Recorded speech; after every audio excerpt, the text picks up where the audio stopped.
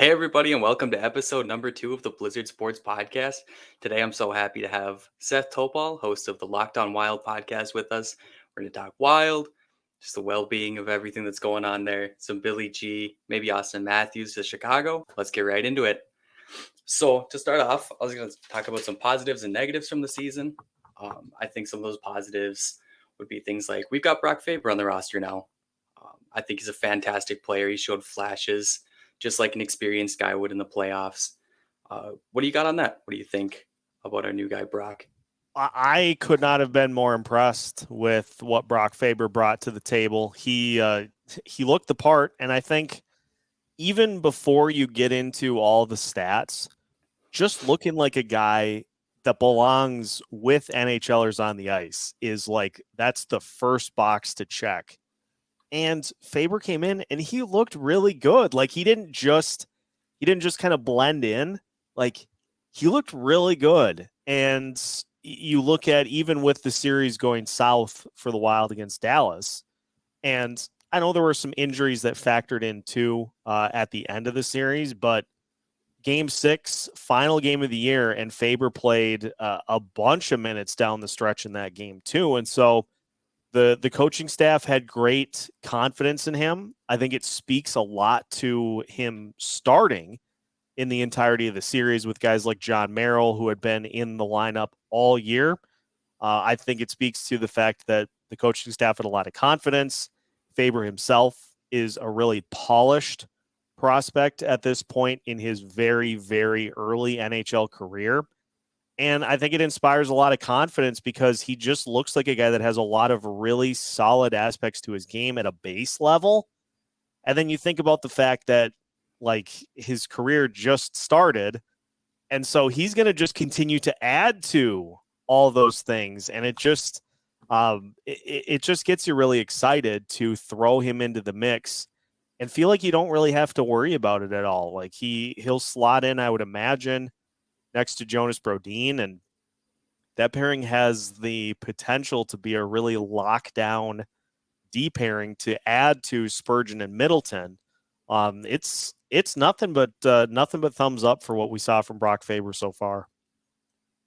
No, 1000%. And you see a little bit more explosion, a little more pop than a guy like John Merrill or Goligoski. It's just, I think a lot of fans, you watch these guys play over and over, and you're like, okay, we know what the product is here. But then you get a Brock Faber, and it's just, wow, it's you see it right away. He's blocking shots in his first games. Just kind of a relief, I think, for a lot of the fans here. And then we're going to see Boldy. He's going to be improving, hopefully getting a little more consistent. I know he won an absolute tear scoring. Real Kaprizov was out for a minute. But yeah, I'm just really excited to see what he can do if he can have another 30-goal season. What do you think about that? That's going to be a big one for this Wild team. And Boldy, he gave us a real tantalizing appetizer as to what he could potentially be without Kirill Kaprizov in the lineup. And so the building blocks for Boldy was, okay, he started his career, he came up for half a season, just really, really impressed. So the next step up for him was, all right, let's see you do it for a full season. He did that this year, and I know it was a little up and down, and then he just dominated the month of March. And so now the next step for him is to translate what he did in March to the span of a full season. There are ebbs and flows, there's ups and downs. It's a long season. And so it may be not possible to do that, but I think the thing that a lot of fans want to see is him continue to keep that killer instinct, that alpha scorer mentality while Kirill's in the lineup, so that then you have two guys that can attack the opponent every night. But I mean, it was a very solid season for Matt Boldy in his sophomore year. And again, another young guy. As he adds stuff to his arsenal, he just is going to continue to improve. And so the hope there is that he just finds a way to, and it feels weird to say finds a way to improve on a 30-goal season, but with a young player like Boldy is, that's just kind of the next thing for him to do is, okay, let's spread that out a little more, maybe not like one full month, and just try to do a little bit more of that. Just pretend Kirill's not here. Just pretend he's not on the ice, and just take that same mentality with you through next year. Right, that's just a fantastic conversation, and we've seen guys like Gus Nyquist and Sammy Walker come in and kind of boost his game a little bit. And I know that we've got Sammy coming up a little more. Um, Maybe we even see a Jesper Wallstead, which brings me to my next point of just our Iowa team is loaded. We had two AHL All Stars down there. I know you and I were going down to see Sammy Walker at his camp in August. It's just absolutely fantastic. You know, you've got guys like Adam Beckman and the two All Stars, as I mentioned. What do you think we can pull up and support our guys with from Iowa this season? Well, I would think that a guy like Adam Beckman is probably near the top of the list in terms of guys that could slot into some time in the lineup. Because if you just look at the NHL lineup at the end of the season, next year it's, and I know we're gonna cover this in a little bit, so I won't dwell on it too much, but your top line with Kaprizov, Hartman, and Zuccarello is probably pretty set. Second line, Boldy, Eriksson Ek, and probably Marcus Johansson. That's pretty set. Beyond that is when you start to find some areas where you can free up some roster space. Mason Shaw is probably going to miss the entirety of the season, which is just a terrible break for him. So you're going to have a spot on that fourth line to fill. If Ryan Reeves doesn't return, you're going to have two spots on that line to fill. And you've got a couple of spots potentially on the third line. And so you look at those guys like Adam Beckman, who could come in. He could play a bottom six role. He's got a gifted shooting touch, and he's a guy that is not afraid to shoot the puck. And so I think that's something that plays well for the Wild.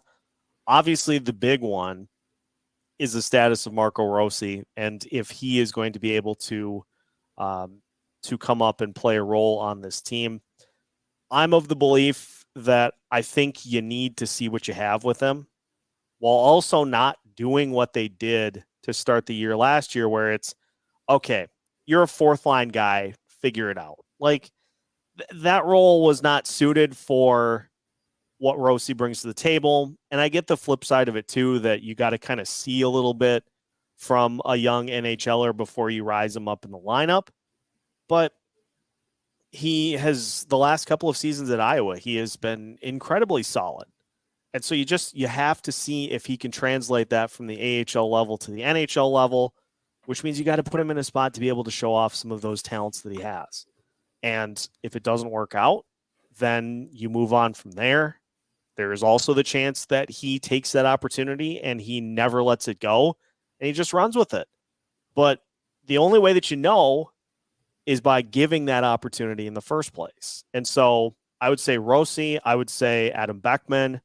Some of the guys on defense potentially could hop up if Kalen Addison ends up staying on this team, which I'm kind of the belief that he will. Then you're looking at maybe a third line guy or a seventh defenseman. I really liked what we saw from Dakota Mermis last year in a couple of different opportunities in which he played with a bunch of injuries. I thought he was really solid, so he may be a guy that can play a role too. The main point being, the long answer to the question being that you've got a lot of guys, I think, at the Iowa roster that are close to ready. And the good part about it too is that number is just going to continue to increase over these next few years. And then you've got Bill Guerin, who has a bunch of different guys filling a different spot. That's where the competition comes in, and that's where this roster is going to really benefit from those young guys. Right, in the coming years, we've got all those guys coming up. I think they're going to fill in really nicely. Like you saw with the Golden State Warriors, to transition to basketball a little bit, you've got some of these players aging out, and then you've got a Kuminga, a Poole coming in. And I think just that transition is going to fit really, really nicely for the Wild. I think Garen's done a fantastic job crafting that roster down there. Moving to some negatives, though, I think just our lack of money overall. We cut Parisi, we cut Suter. That's still affecting us. As nice it is as having those guys gone, We're going to be feeling it for a while. What are some solutions, do you think? Finding kind of savvy vets?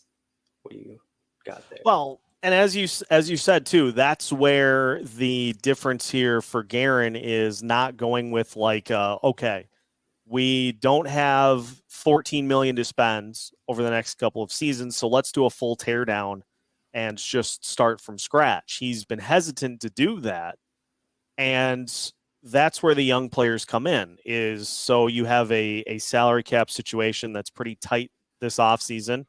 You have enough room to sign a couple of guys to return, but you're not going to have a ton of room to be able to sign new players. So that's where the Iowa roster comes in. Those guys are on entry-level contracts.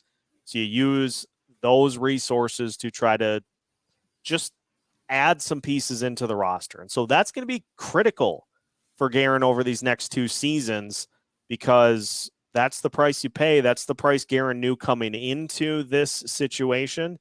And so now, as it often does, the bill is finally coming due. And so you're going to have to see what these young guys have to be able to fill some critical spots on this team. The only way you can do that is by calling those guys up and putting them into the lineup. So that's going to be the big one. That's the big way that this team navigates some lean years. And then the benefit of that, too, is that once you get all that cap money back, you know exactly what you need. So Guerin can have 2 checks or 1 check filled out, just missing the amount. And then you say, okay, we need a 1C. Go get somebody. Or we need a top 6 wing. Go get somebody. You've got the money to be able to throw and fill some spots in a really quality way in free agency. And so it's just keeping those young guys in the lineup between now and then. That's the big one for the Wild here over the next couple of years. I think you're absolutely right. And we know we've got the GM. We know we have the star. We know we've got the young core that's ready to come up and play for us. But do we have the coach? That's a good question, because it's, I think, interesting. It's almost eerie to me how the last 2 seasons have ended. You take out the team, and the script basically has stayed almost exactly the same. I know the loss of Joel Eriksson-Ek this year against Dallas, that's a big blow, but it comes down to this for me. There just have not been a lot of adjustments from the Wild coaching staff over the last 2 years. Last year against St. Louis, the Wild got up 2-1. St. Louis took their entire playbook of how they got to the postseason, and they put it in the shredder. Craig Berube changed his entire lineup. He put his lines in a blender, went to Jordan Binnington, and the Wild never adjusted. They never recovered. They got to their formula, and they didn't have a plan B. This year, pretty much the same story. Special teams, which were a huge issue last year, were an issue again this year, because the Dallas Stars were able to exploit that weakness, and the Wild didn't have a plan B. It is very much a coaching staff that has, like, okay, this is our set plan. This is how we're doing things. This is how we do it on offense. This is how we do it on defense. This is how we do it on special teams. And that's really it. It's a situation where you're going to get beaten you're going to get beaten a bunch during the season. Nobody goes undefeated. But it's a coaching staff that I think just kind of goes with the mentality of, if we lose, it's because we didn't execute our plan good enough, as opposed to, hey, the opponent found a way to beat our system. And it comes down to me for this season too, in game 6, a win or go home game, and there were some lineup changes teased. 2 players were swapped in the lineup. You had Matt Zuccarello and Marcus Johansson flip-flopped in the lineup, and that lasted all of 1 period, I think. And then everything just went right back to where it was when game 1 started. So the lack of adjustments for me is a huge problem. The accountability factor is a big one as well. The Wild were the 3rd most penalized team in the league 2 years ago. I think they were 6th most this past season. Didn't really see a lot of consequences for guys who went to the penalty box a ton of times. They maybe sat for one game and then they were right back into the lineup. So that's a problem. And the Kalen Addison and the Marco Rossi situations where it's basically like, okay, these guys just aren't getting it done in a way that I, as head coach, want. So we're not going to play them. We're not going to allow young players to learn from their mistakes and to grow and develop. Just going to find some vets to throw in the lineup. And so that's a big issue for me. By the way, Oscar Sundqvist, acquired at the trade deadline, did not play. A guy that's won 2 Stanley Cups didn't play, and Sam Steele did. That's another issue, is the veterans that kind of become, and there's no way to say this other than to make it, it's going to sound completely negative, maybe me saying it, the teacher's pets. Like, they're just the players that just can never run wrong of the head coach. Freddie Gaudreau, Sam Steele was another one, and that's kind of a problem too. And so, to answer your question, I don't think so. But it's interesting because Bill Guerin has been pretty vocal about he likes Dean, hasn't given Dean a full deck to work with, and so he's not in any danger of losing his job, which is fine. If that's the stance he's going to take, so be it. But that only will run you as far as these lean seasons. Once the Wild have all their salary cap money to play with, if this continues to happen, then there's nothing to hide behind. Exactly. And we know that Dean likes guys who play like Dean and have personalities like Dean, like your Gaudreau, not Kalen Addison, which is why we saw him not get that maybe second, third chance like we would have expected. And that's where I think when the time comes for Dean to go, I think that's going to be a massive contributing factor on why he does. But at the moment, it sounds like he's in. So I think we've just got another season with it. Might just see another mirror ending to the season in the first round. And that's just how that goes sometimes. As frustrating as it is, I think we're in for it again. But I've got some good news to go on top of it. Sounds like Auston Mathews has some interest in Chicago. So have you been seeing any of this? Oh, boy. It doesn't surprise me because the Toronto Maple Leafs, they did not have a good day today. Kyle Dubas was weighing his future as GM, and let's make it clear, he's put together some pretty strong rosters for this Maple Leafs team. They just, like the Wild, have not until this season been able to get over that first round hump.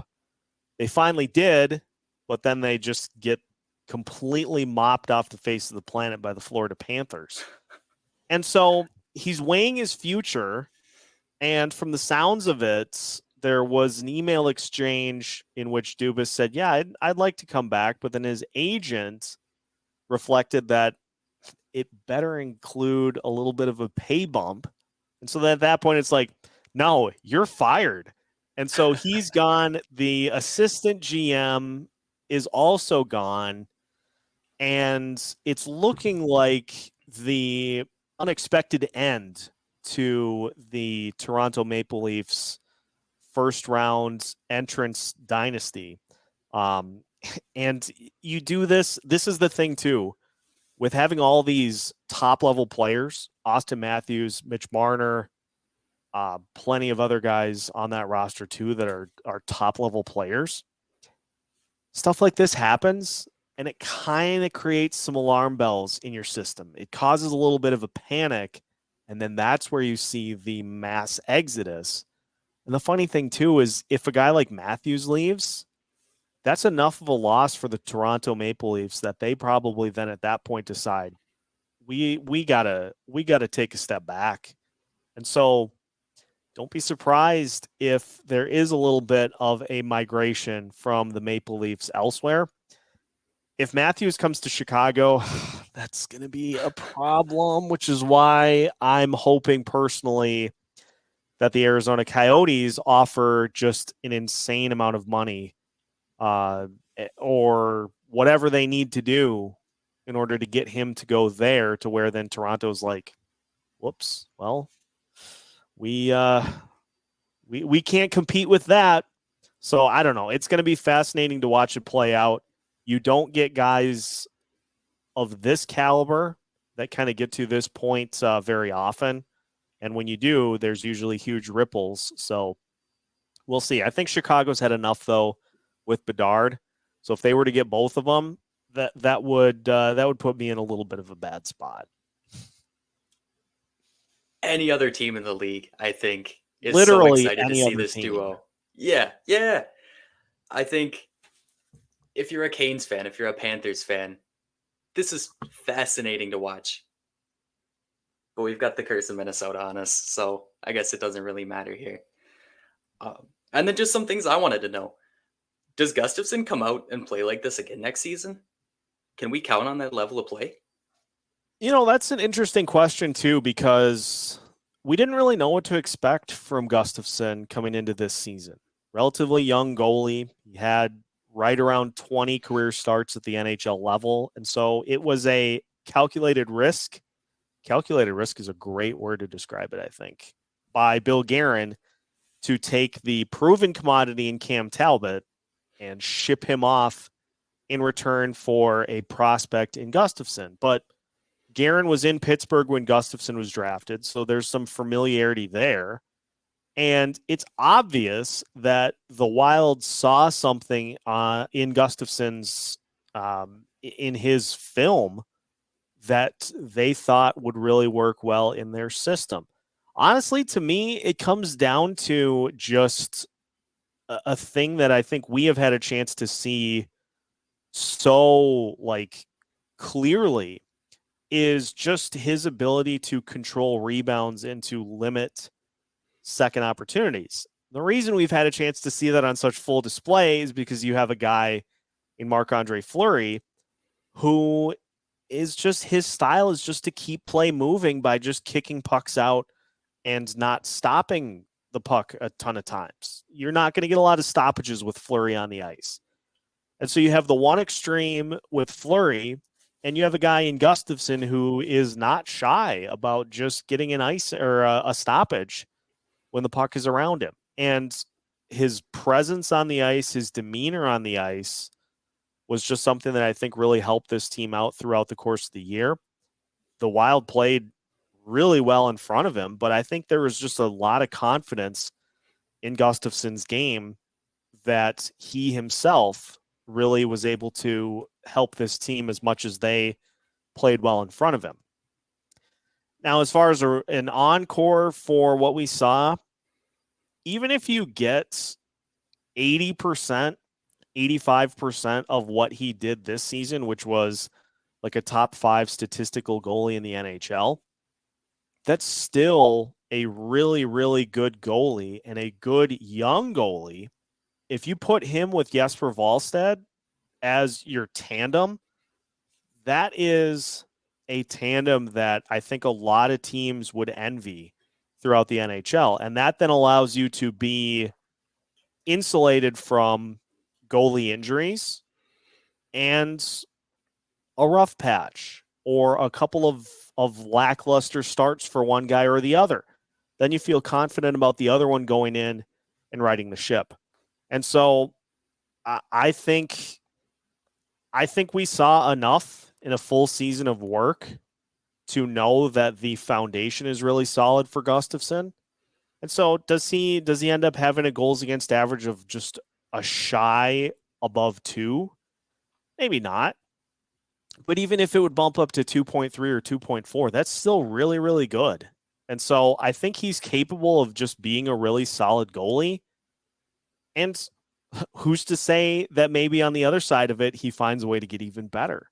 That's kind of the exciting part about a young player, is you don't know if they're going to take success and they're going to run with it, or if they maybe just peak early and find their way back down. The only thing we can do is just continue to see how it plays out. Absolutely. I think he seems to be at a 5 all the time. You know, you saw the tweet where Marc-Andre Fleury is kind of going off in the locker room and throwing things, and he gets that real hot temper. I don't think we see that from Gustafsson as much, and that's why I think he can be better for longer stretches, take the emotion out of the game, just very technically sound and calculated in his entire personality. And that's what I really like about him. I think if it was a guy more like Dubnik that we've seen that kind of regresses, kind of goes back and forth a little bit more. But I just don't see that with him. I think his personality doesn't allow him to be that hot and cold guy. And then, do you think Marco Rossi is for real? I know maybe it was just lost confidence or what, but we haven't quite seen what we'd want from him. So this is interesting because I think there are a couple of factors that are coming into play here. So this has been a chase for the Wild since their franchise came to be after the North Stars left. The Wild haven't had a 1C in their history. They've had some really good players, and I know that's a controversial statement with a team that drafted Mikko Koivu and had him as their captain forever. But Mikko Koivu, if we're being honest about it, is a really, really good 2C. Really good defensive 2C for a playoff team. He's not a 1C. You know a 1C when you see it. Jack Eichel is a 1C. Connor McDavid is a 1C. Nathan McKinnon is a 1C. Rupe Hintz, who we had a chance to see very close against the Dallas Stars. Rupe Hintz is a 1C.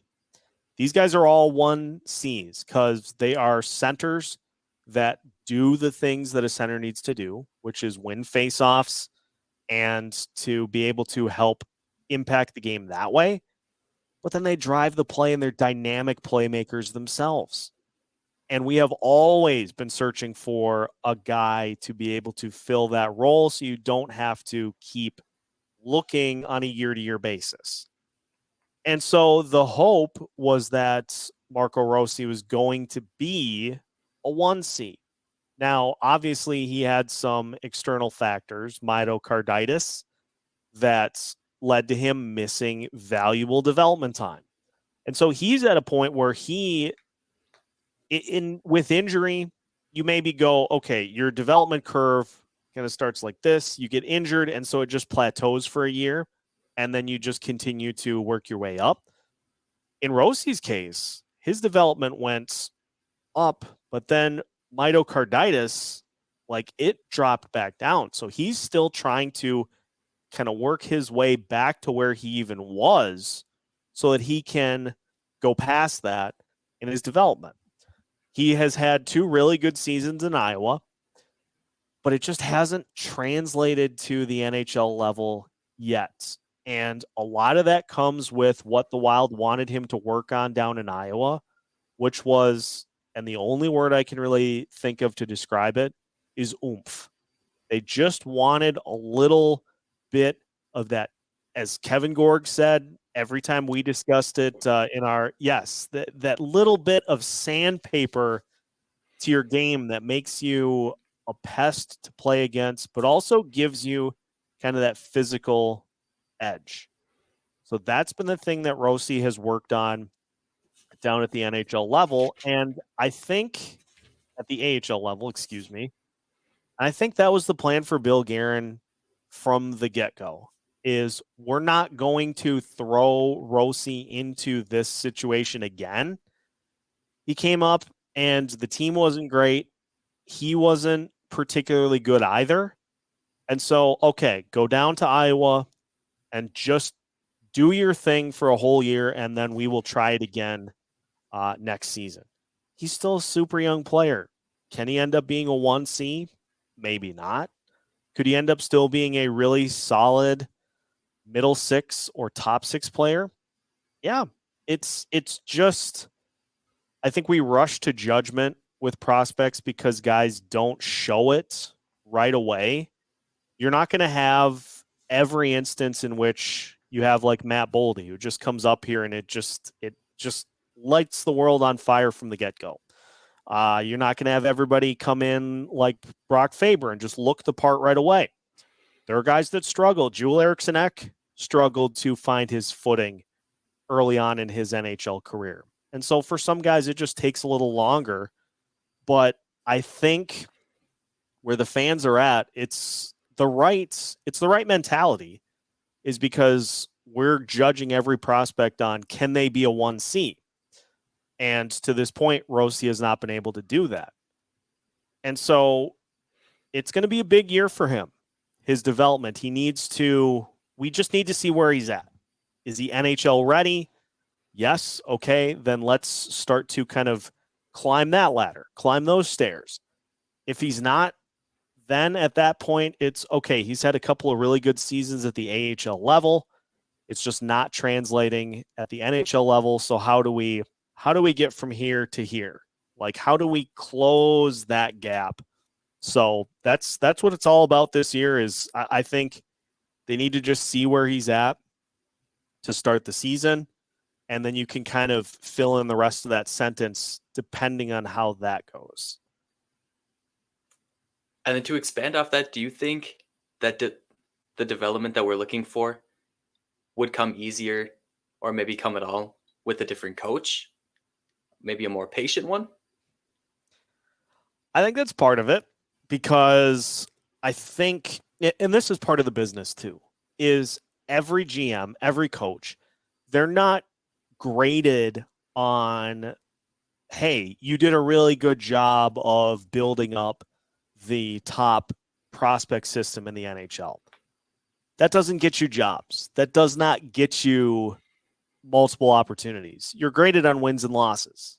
And so there is this balancing act of, we need to develop young players. You're in this business to win games. And so a lot of coaches, especially old school mentality, they just don't have any time for that. It's just, I need players that can help me win right now, because I'm playing for not only this year, but playing for jobs beyond this. And so I think Dean very much is in that old school mentality, which leads to prospects not getting a chance to show their stuff. And if they do come up to the NHL level and just don't show it right away, they tend to just ride the bench. And so that is another part of the Dean Evason equation that is a little bit troublesome. So we're just going to have to see if you can teach an old dog new tricks by just saying, hey, you got to let these guys play. We'll see what happens when this season starts. I don't know that it's going to change overnight, but I don't know. I've been wrong before.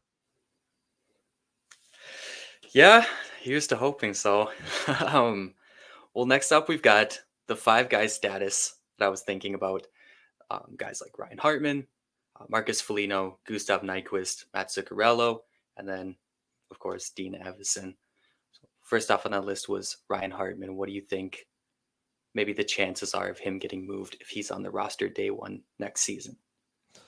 I think it's pretty likely that Hartman is on the roster next year, because not only is his contract incredibly affordable, it's under $2 million, and the center position for this team is not super deep either. So you have a guy in Hartman who has been your 1C and had a weird season this past year. He was injured. He was called for a ton of penalties. But once he kind of got all of that out of his system and got back up on that top line, he started to perform at a level that we saw from him last year. Ultimately, I think he falls kind of in between last year and this year. So that still ends up being like a 15 to 20 goal scorer. And that's valuable for this team. And so I think Hartman, of those guys, I'm going to even go one step further and say I would say he's probably the safest. Because not only that, I found it really refreshing that he was one of the most accountable players on the team when the series ended against the Dallas Stars. He was pretty candid about the fact that, they let down the fans again, and we can stand up here and say everything we want to, and saying it is one thing, doing it is another. And so I think that plays as well.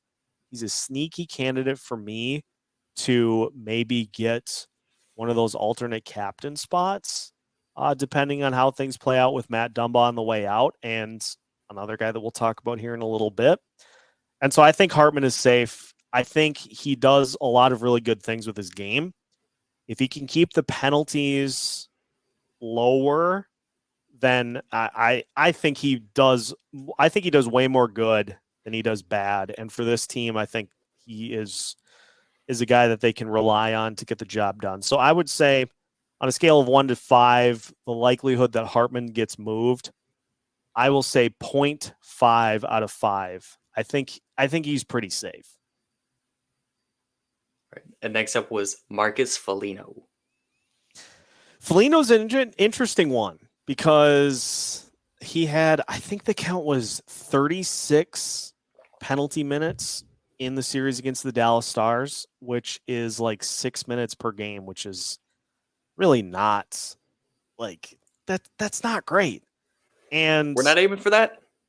That's not me personally. I'd be more like a 12 or a 15 penalty minutes per night guy, but that's also why I don't play in the NHL. I think Foligno has the most intriguing case to be moved because he is a physical player. He also is a little bit of a vibes guy, and he is somebody that is in a leadership role. And so for a team that is looking to make a run in the postseason, that needs some physicality and needs somebody that can be a bottom six guy and can be an enforcer as well. I would think there'd be a pretty good market for a guy like Marcus Foligno if he is traded, and then you free up $3.1 million in salary cap space by doing it. But here's the thing: is Foligno is he's in his mid-30s, so you wonder at what point is he going to start to make his way back down the mountain. And so likelihood that Foligno is traded between now and the start of the regular season, I'm going to go 4 out of 5. Okay. So what you're thinking is make that Belichickian move and get him out of town before we start to see that decline, and you have to sell him for pennies on the dollar. 100%. I think you've got a guy who, and it'll be intriguing for a team that just needs one of those veterans to help them out in the postseason, because he signed for $3.1 million for a team with full salary cap allocation. It's not a lot of money, and I think what he brings is really valuable. It's just, is that something that the Wild are going to need over the next 2 seasons over a young player getting in and getting some experience? I would say no. So I think this is an opportunity for Guerin, especially with what we saw in the postseason, of that frustration of kind of getting headhunted by the officials. Like, I just wonder if they look into that route to really try to free up some space for somebody to take that spot, and then a younger player to play lower in the lineup. For instance, Brandon Duhaime. He's a physical player. He's not as big as Foligno, but he certainly throws his body around. I'm obligated to talk about Duhaime on every show that I appear on because I'm president of the fan club. So he would be a player that could give you that physical aspect while also giving you a little bit of intrigue on offense. Do they go that route? Again, I think it's more likely than not that we don't see Foligno on this roster next season. No, I think Duhaime, I think you said that exactly as I would have. He's just a little bit younger Foligno, maybe a little smarter Foligno. He does bring the don't mess with me vibe. Like a guy like Ryan Reeves, I think with those two, if Foligno does leave the building, I don't think you're missing out on too much. I'm not too worried about Foligno leaving, if I haven't made that clear.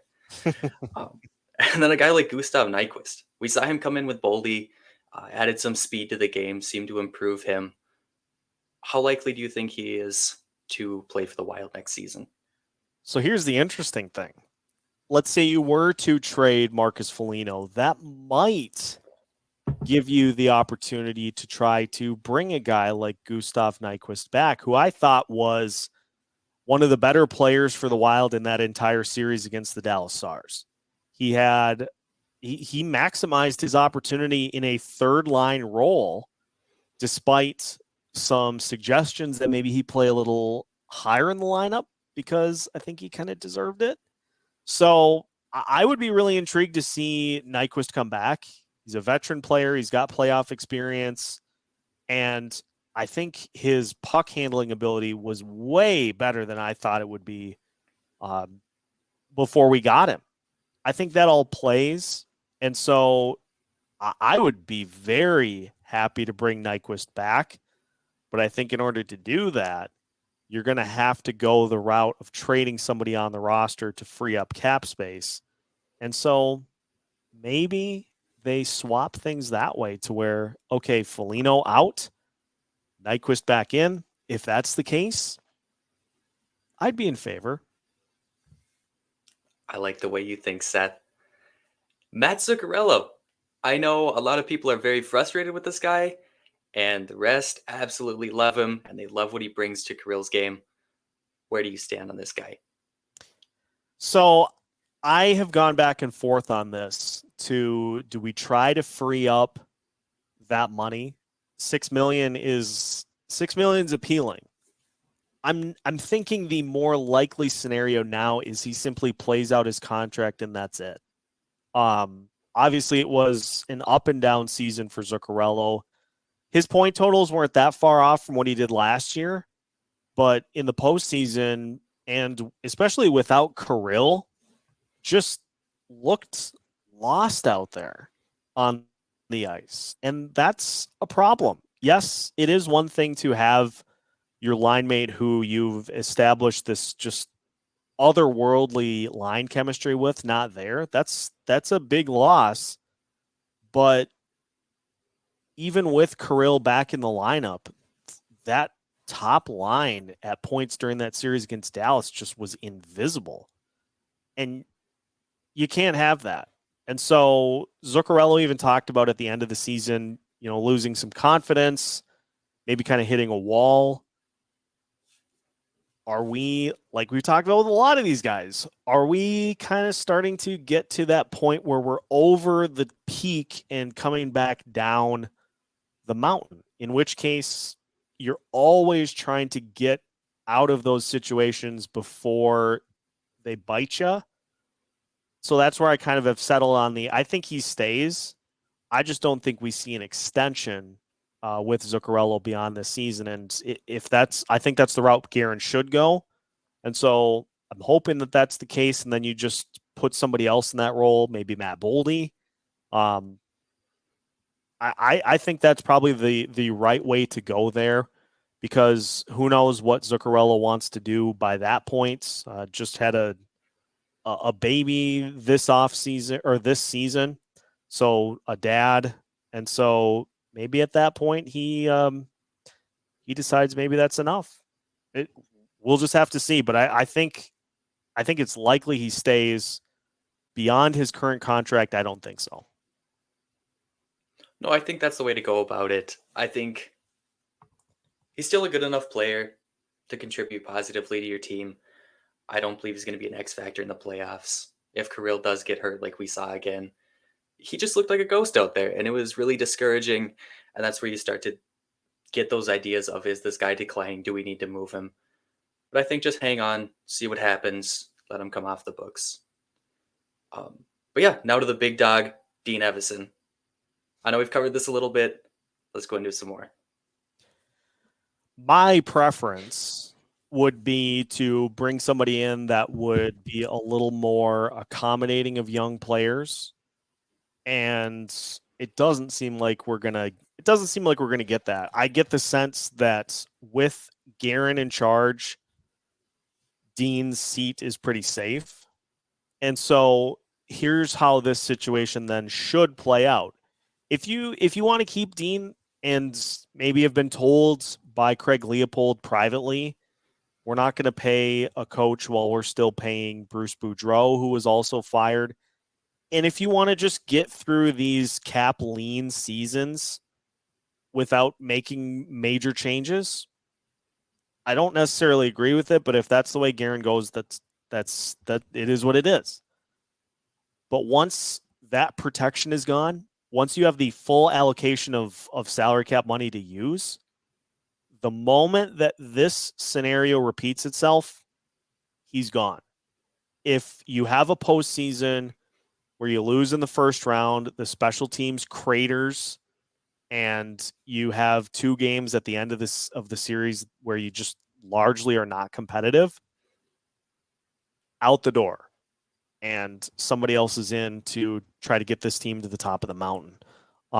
Because again, you will not have the protection of $15 million in salary cap space you can't use. Once that protection is gone, there are no excuses in my mind. And if that scenario happens again, that'll be the 3rd postseason between now and then for Dean Evison that has ended in lackluster fashion. And that, for me, is enough to say it's time for a change. 100%. I got the opportunity to talk to Darren Doogie Wolfson from 5 Eyewitness News, and he had said Dean is locked in for 2023-2024 season as far as I know. Yet to hear if Billy is looking to pull the plug. So I think, as far as we know right now, he's locked in, and I don't see any moves coming after today. So I guess we're just going to have to wait and see. So after all these moves, after you've made all these roster moves for the Minnesota Wild, what do you think their standing looks like next season? Are we a playoff team? Do we narrowly miss? Did another first round exit? What do you got for us? So it's interesting because we've had these cap constraints not to as big of a degree last year, and the team won 53 games. Big cap constraints this year, and the team won 46 games. Bigger cap constraints this coming season. I said going into last year that the Wild would fight for a wild card spot, and they ended up getting the 3rd seed in the Central Division. I still am of the belief that this is probably a team that's going to cap out at final wild card spot. I think this will finally be the year that that's the case. It's a roster. It's a roster that's constructed with a good defense. It's built on good goaltending and scoring here and there. I just think that those cap limitations are just preventing them from really taking that next step. And so I think this will finally be the year that it becomes too big of a hurdle to jump. So I'll say they narrowly miss a wild card spot this season. It'll probably be a similar number of wins because there are some really bad teams out there that just are wins on the schedule. So it'll probably be a similar amount of wins, 45, 44, somewhere in there, but I don't think it'll be enough for a postseason spot this time. And if we're being honest, it probably shouldn't be. And who's your pick for team MVP? Interesting. Wait, let's add some parameters here. Maybe not a Kirill. Just take him out of that. Well, I think I'm going to go with Joel Eriksson Ek, the guy that we lost as the regular season ended, missed dearly in the postseason. Joel Eriksson Ek has improved every statistical category in his career like clockwork every season since he came into the league. And guess what? The only box that he has yet to check is. And so here's a Locked On Wild special for the show. Hot take. Joel Eriksson Ek, 30 goals this season. Oh. That's the only box that he has yet to check on his way up to the top of the mountain. And so that's the next logical step for him. And so the Wild are going to have not 1, not 2, but 3 30-goal scorers this season. Oh my goodness. And there's no reason not to believe it. Yeah. It's every single statistical category every year has shown improvement. Goals, points, face-offs, power play, everything. And they're going to need to lean on him more which is going to increase his opportunities. If Boldy and Johansson and him gel the way they did down the stretch for a full season, it doesn't even have to be at 100% of what they did when they got formed together, which was insane. Even if it's 80%, 75% of that, that's still going to be enough to get him to the 30 goal mark. Absolutely. And then on that note, I think we can start wrapping it up. Is there anything you'd like to plug or promote on your way out? Obviously, got to plug the show. Make sure that you take the time to listen to Locked on Wild every day. We're guiding you through the off season with daily episodes. We've got great guests throughout the week as well, and a regular cast of characters that join to try to make it the ultimate vibes podcast that we can. We're doing player evals right now, which I know feels kind of like homework, but we'll start to kick up the off season fun as we go here throughout the next couple of weeks, leading up to free agency, the NHL draft, and then before we know it, the start of next season. So make sure you follow Locked on Wild wherever you listen to your podcasts. We've got you covered.